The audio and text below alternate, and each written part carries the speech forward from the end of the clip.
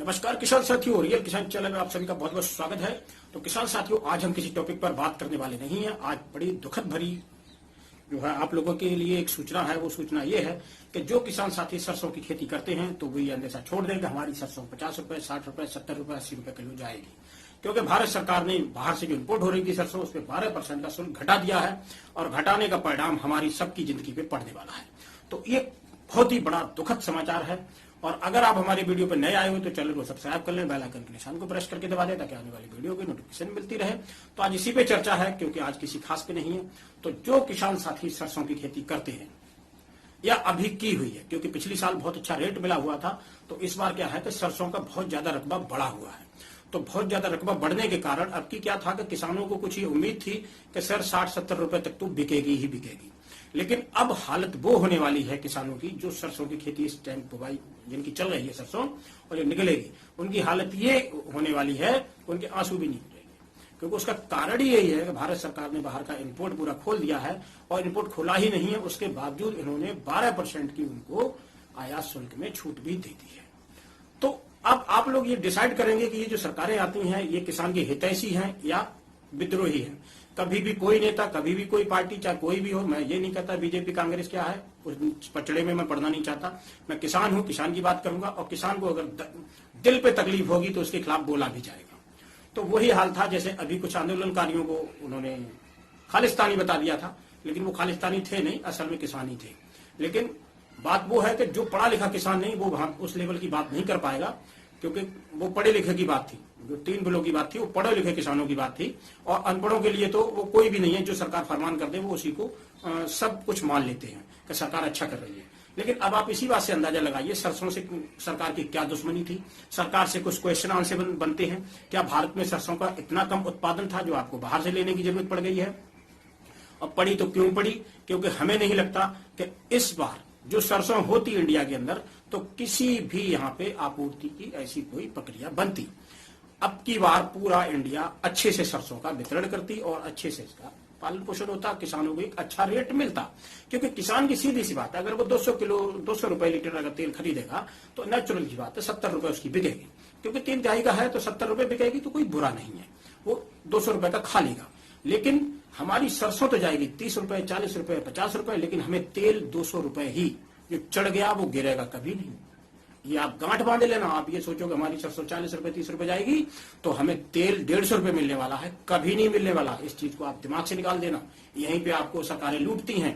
तो थोड़ा रोष भरा वीडियो रहेगा, लेकिन मैं किसी के खिलाफ बोलना नहीं चाह रहा था। लेकिन जब ये सूचना हम तक मिली है तो मुझसे रहा नहीं गया। कई दिनों से मैं सोच रहा था कि किसानों को इस चीज के प्रति आगाह करूं कि आपके साथ किस तरीके से धोखा हो रहा है, और वो भी भारत सरकार के थ्रू। हितैषी भी बन रहे हैं और पीछे से हमारी जड़ें भी काट रहे हैं। हमें डाल पे बहुत कुछ दिखाया जाता है, लेकिन जड़ें हमारी खोखली कर दी जाती हैं। तो इसीलिए थोड़ा सा आज मुझसे रहा नहीं गया, तो मैंने कहा कि नहीं, ये मैं सबको जानकारी दूं ताकि आप इस भ्रम में न रहें कि हमारी सरसों 60 रुपए, 50 रुपए बिकने वाली है। कतई नहीं बिकने वाली है। आप गांठ बांध लो, सरसों की मिट्टी पलीत होने वाली है। इंडिया की सरसों की बात अगर करें, लेकिन बाहर की जो सरसों आएगी वो माला माल होने वाली है, क्योंकि उनको तो सरकारी पोर्टल पे बेचना है, वो बेच देंगे। उसकी तो जिम्मेदारी सरकार ने ले ली है, और हमारी सरसों की जिम्मेदारी सरकार नहीं ले रही है। सीधे सा फंडा है। नहीं तो सरकार को ये इतना बड़ा डिसीजन अभी नहीं लेना था, सरसों का उत्पादन हो जाने देते। और जबकि उनके पास रेशियो आंकड़ा है कि 12% की पैदावार इस बार ज्यादा है 12 से 15% की, क्योंकि रकबा इतना ज्यादा बढ़ गया सरसों का रेट की अपेक्षा। तो इनको तो बाहर से इंपोर्ट करने की जरूरत ही नहीं थी, लेकिन कर भी ली तो आपने शुल्क क्यों हटा दिया? इसका मतलब उन लोगों के लिए हमने द्वार सस्ती दरों पे खोल दिया है, और हम अपनी बिल्कुल ही मिट्टी खराब कर रहे हैं। आपने उनको क्यों सब्सिडी दे दी, क्यों छूट दे दी? छूट देनी थी तो इंडिया में देते आप। कुछ लोगों को ये वीडियो बहुत बुरा लगेगा, क्योंकि जो अंधभक्त है उनको बुरा जरूर लगेगा, उनको चुभेंगी ये सारी बातें। लेकिन किसानी अंधभक्ति से नहीं होती। किसान का अगर पेट खाली होगा बददुआएं देगा ही देगा, चाहे कितना भी सगा माँ बाप भी है। और अगर वो बेटे के साथ गलत करता है तो बेटा भी बाप को गाली देता है और बाप बेटे को गाली देता है। वहां भी तालमेल नहीं मिलता। क्यों नहीं मिलता? कि खाली पेट कभी भजन नहीं होता है। अगर खाली पेट है तो भजन नहीं होता, उससे किसी की पढ़ाई नहीं निकल सकती है। भरे पेट में आप चाहे किसी की भी चापलूसी करें, किसी की भी भक्ति करें, जब घर से खाना खा के निकलोगे तभी आप में ताकत आएगी नारा लगाने की, और ताकत ही आपकी खत्म हो जाएगी। आप नारा तो क्या, उठ के चल भी नहीं पाओगे। सारी भक्ति निकल जाएगी आपकी पिछले रास्ते से। तो ये थोड़ा कड़वा है, लेकिन सत्य है इसीलिए मैं कहता हूं किसान को हमेशा जागरूक रहना चाहिए। कभी भी ये अंगूठा टेक वाली किसानी मत करो, ये लूट के खा जाएंगे, लूटते रहे अभी तक। इसके प्रति हमें एक एक चीज पे, एक एक क्रॉप पे हमें क्वेश्चन पूछना चाहिए सरकार से, हमारे साथ ऐसा धोखा क्यों? हमारी 80 रुपए सरसों खरीदने में आपकी क्यों जली पड़ी है? अरे हम 200 रुपए लीटर का तेल लेने के लिए तैयार है, लेकिन हमारी सरसों 70-80 रुपए जानी चाहिए। आप कर क्या रहे हैं? सरकार चला रहे हो, मदारी बना दिया पूरे देश को। किसानों के प्रति आप जो है गलत कर रहे हो और दिखावा में कर रहे हो। आप 6,000 रुपए देके साला 12,000 रुपए डीएपी बहाने निकाल लिया किसानों के खाते से। क्यों निकालिए साहब?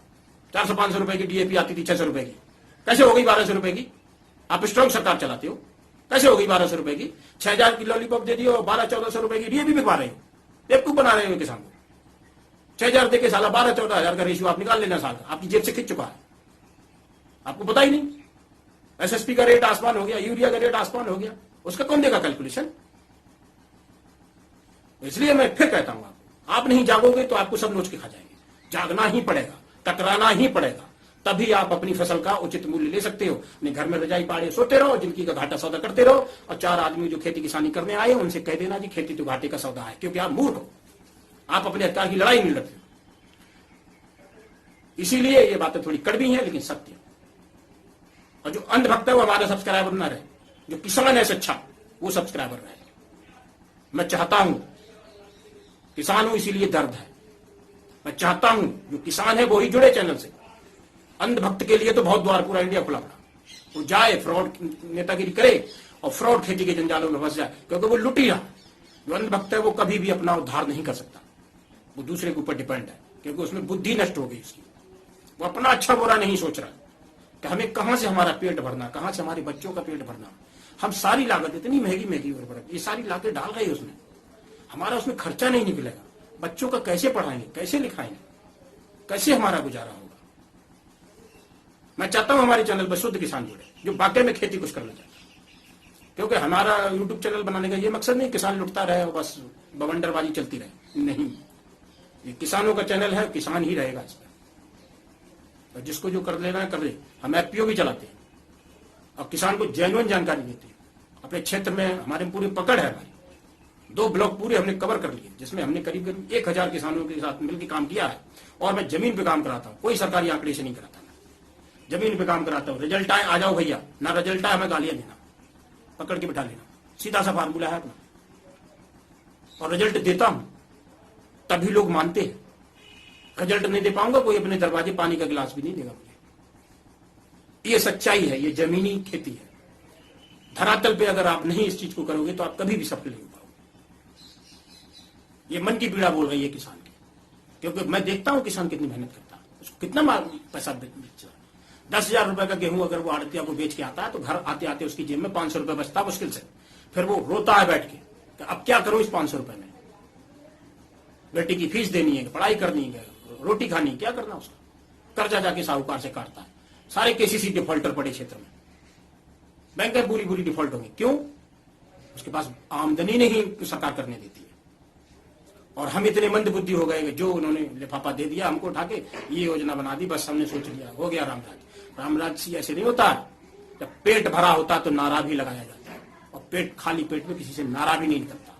रह गया तो छोड़ो, मुंह से आवाज नहीं निकलेगी। तो हमें ये सोचना चाहिए अपना घर हमें कैसे चलाना, अपनी खेती हमें कैसे करनी, उसकी लागत कैसे घटानी, उसकी उपज को कैसे बढ़ाना, हमें मार्केट में अच्छा प्राइस किस क्रॉप पे मिल रहा है, हम उसको भी सेगमेंट को बदलेंगे कि किस क्रॉप की डिमांड ज्यादा है, हमें वो लगानी, नहीं लगानी हमें सरकारी आंकड़े की। सरकारी आंकड़ा इतना ही सक्सेस होता था, आज इंडिया कहां से कहां होता। सब बेवकूफ भरे पड़े, सारा साइंस ने सत्यानाश कर डाला, इतना पढ़ाई कर दिया रसायन की, सब जमीन बंजर कर डाली। अगर वैज्ञानिक इतने ही मानते हैं तो बंजर क्यों हो गया आज पूरा इंडिया, क्यों इतना पेस्टिसाइड का यूज हो गया? ये जागरूक कर सकते थे, लेकिन इनको सब्सिडी केमिकल पे देनी है, सब्सिडी इनको ऑर्गेनिक पे नहीं देनी है। ऑर्गेनिक पे तो इनको और बढ़ाना है, चाहते ही नहीं ऑर्गेनिक हो जाए इंडिया, केवल ढोल का बोल है।